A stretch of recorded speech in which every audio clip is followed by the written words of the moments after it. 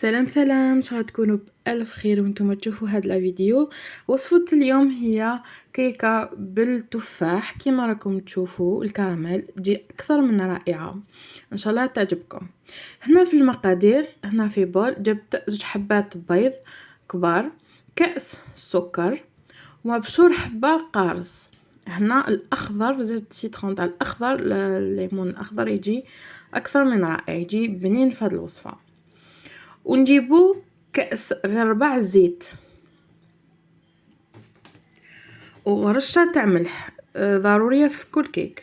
وهنا نضربو حتى يولي شوية بيض، نضيف له وحدة سكر فانيليا او فانيليا عادية، ونضيفو نص كاس ماء ساخن، ماشي الغليان لكن ساخن، ونكملو نضربو حتى كما راكم تشوفوا كيفاش يولي.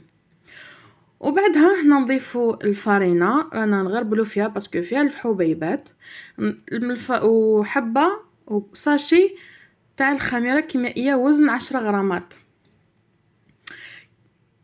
كيف نغربلوها ضروري، سينو فيها الحبيبات محببة تجيكم. وهنا نخلطوها بالفوي، ونضيفو الفرينة على حساب واش نحتاجو حتى وين يجينا في القوام اللي رانا نسحقوه، ما يجيش جاري بزاف وما يجيش جامد او خاطر بزاف. هنا زدت ضفت الفرينة، وعلى حسب الفرينة كاين اللي يدير اكثر ولا اقل، ما نقدرش نقول لك شحال اكزاكتومون حتى تتحصلي على القوام المناسب.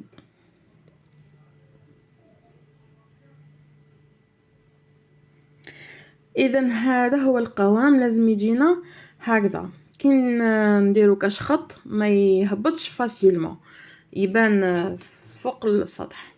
هذا هو القوام. هنايا جبت عندي صينيه تاع 30 سنتيمتر القطر تاعها. هنا باش نوريلكم كيفاش باش نديرو بابي كويسون، ورق الطبخ، نشدو على ظهر الصينيه، نديرو حسابنا شحال نسحقو، ابخي نطويو هذاك البابي على 8 ونعرفو وين نقطعو باش تجينا دائره سوا. هنا بعد ما قطعت بانت لي كيفاش تقريبا نفس جات سوا، ما كاش زياده بزاف. في الصينيه درت شويه زيت، دهنت كامل حتى الاطراف باش ما تلصقناش، نتاكدوا بلي ما تلصقناش هاد الكيكه. ونضيفوا الفارينه كيف نجوزوها.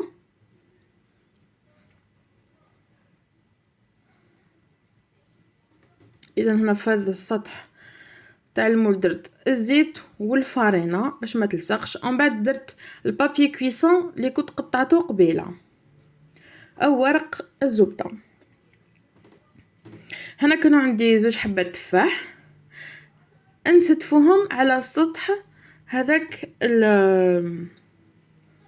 المول كما راكم تشوفوا. هنا في جهه جبت مقله، درت كاس كبير سكر ونخليوه يتكراميليزا حتى يذوب يولي هكذا في هذا اللون. نضيفو مغرفه كبيره زبده ونحركوه حتى تذوب بيان هذيك الزبده. ومن بعد هنايا بديت ندير في الماء. هنا بالكو تبدا ترشكم تحرقوا روحتيكم، وسيو هذاك الماء وعاودوا بعد وجهكم، سينو يرشكم هذا الكراميل ترشكم. اذا هنا بالاجمال درت 6 مغارف تاع الماء، وراني نخلط فيها، ما نزيد لها رشه ملح، هذه اضافه تعطي بنا الكراميل، وزدت درت لافاني. هنا تقدروا توسيو لافاني، وثانيك تقدروا توسيو رشه قرفه تجي ملائمه مع التفاح. هنا جبت هذيك الكراميل حطيتها على هذاك في المول في فوق التفاح كما راكم تشوفوا، ونسي نسويه كامل على الوجه باش يغطي لنا كامل هذاك البابي كويسون.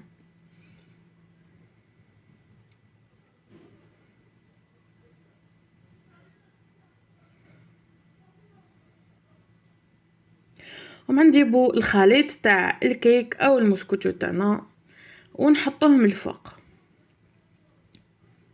كما راكم تشوفوا. غطيت كامل ونديروه في الفرن. انا جاب لي دار لي 45 دقيقه باش طاب.